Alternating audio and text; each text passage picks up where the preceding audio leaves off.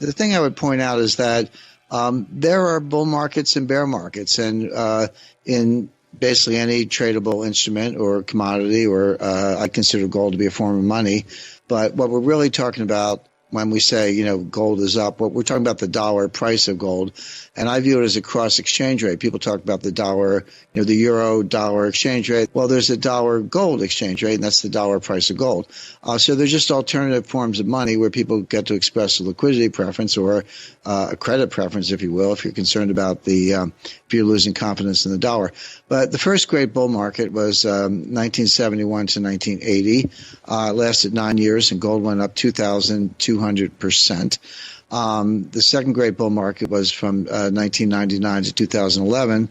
Gold went up at just a little under 700%. But in between, you had a bear market from 1980 to 1999. So a long one, almost 20 years. Gold dropped from $800 to $250 at the bottom in 1999. And we had a second bear market starting in 2011. Now, I had a very interesting conversation with Jim Rogers. Jim is one of the great commodity traders, money managers of all times. And we were down in Dominican Republic at Casa de Campo. This is around 2014. But, the bear market started in 2011, but it really fell off a cliff in 2013.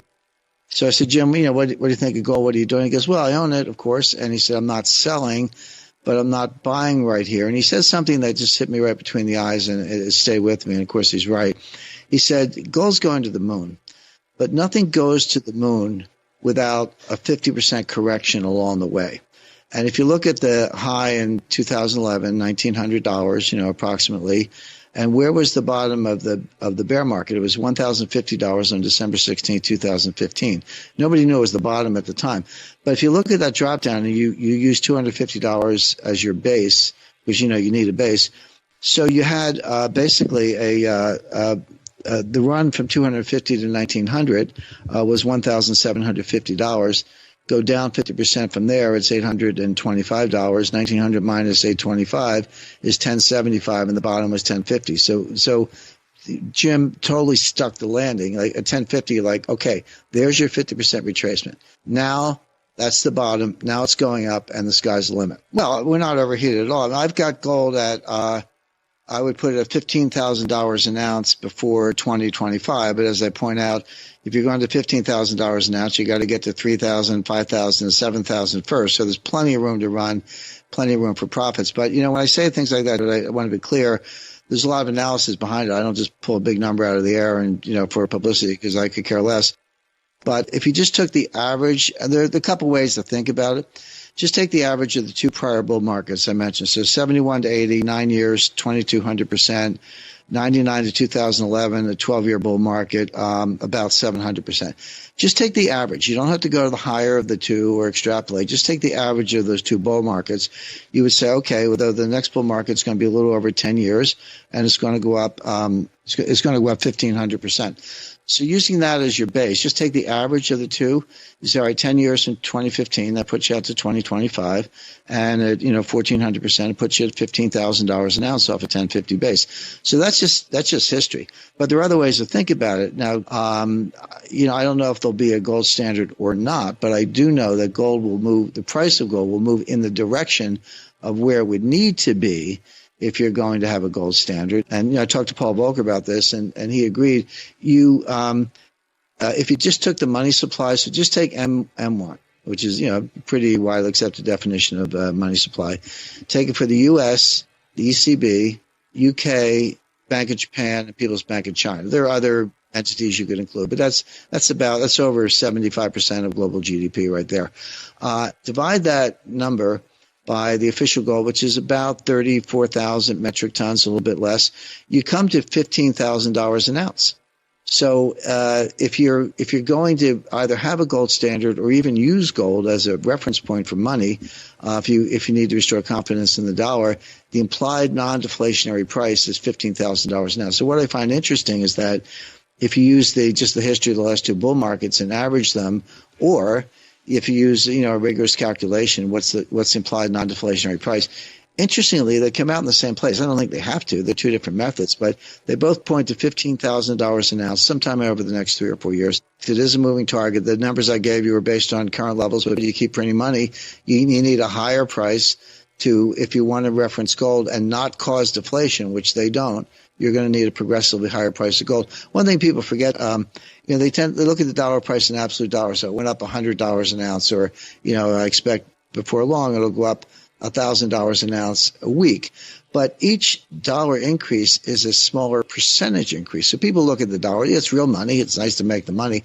But, if you go from $14,000 an ounce to $15,000 an ounce, that's only a 7% increase. I mean, you can do that in a week. So my point is, it's still $1,000 an ounce, good for the holders, but the percentage increase gets smaller and smaller as the absolute dollar amount gets larger and larger. So $15,000 sounds like a big number from today's perspective, but as you go to 10, 11, 12, it gets to be a progressively smaller percentage increase, and therefore more likely. You need to see it logarithmically to see it, a less hyperbolic curve. So logarithmically is the right way to think about it, but in dollar terms, the percentage increase gets to be pretty small at those levels. And when I say $15,000 an ounce, I don't think I'm stretching. I mean, could it be 25,000, 40,000? I mean, just take my monetary equivalent. If you use M2, and by the way, when I used M1 and did that math, that's with 40% backing, because historically 40% has been a high level of backing. If you take M2 at 100% backing, you get to 50,000 an ounce in a heartbeat. My numbers, I think, are conservative. They could be much higher. But the thing I would point out is that the Fed dug a hole and they can't get out of it. And I said all along, but certainly, 2014, 2015, et cetera, as they did the taper and then they did the liftoff and then they raised rates and all that. I said the Fed is trying to get out of this. They're trying to normalize the balance sheet, trying to normalize interest rates. But I also said they won't be able to do it. And that's exactly what happened in the fourth quarter of 2018. Between October 1st and December 24th, 2018, the stock market dropped 19%. It was 1 point away from a bear market at that stage. And then you had the Christmas Eve massacre. And that's when Jay Powell threw in the towel. He got religion. He said, okay, first he said, we're not going to raise rates anymore. Then he said, we're on pause. Then he said, we're actually going to cut rates. And then 9 months later, he said, we're going to end quantitative tightening, which was reducing the balance, the money supply. And then in September 2019, they started QE4, which is that was before before the recession, before the depression, before the pandemic. They were already in QE4 and cutting rates again. So they can't get out of it. Now it's worse. So they prove that the failure is manifest. They prove that they can't get out of it. And what can they do? By the way, on monetary theory, I mean, you say, what's the secret behind I think it's garbage, by the way, but you say, what's the secret behind it? Well, the secret behind it is if you can issue debt and collect taxes in the money that you print, you can force people to accept the money because they need the money to pay their taxes. And if they don't pay the taxes, they end up in jail. Now you can get extensions or do whatever, but at the end of the day, if you manifestly refuse to pay your taxes, they will come and put you in jail. And the point is, it relies on state power. It's really a neo-fascist concept. It relies on coercion, the point of a gun, jails, and state power to enforce the confidence in money. Now and they say that. I mean, I've read Stephanie Kelton. She's the bright light. I mean, this goes back a long way, but I've met her, read her books and her book, I should say, and her articles. But they're very explicit about that. Now, I think that's completely wrong because there are so many workarounds and so many ways to get out from under that kind of state power. But they do rely on state power at the end of the day. So that's why it has this neo-fascist element.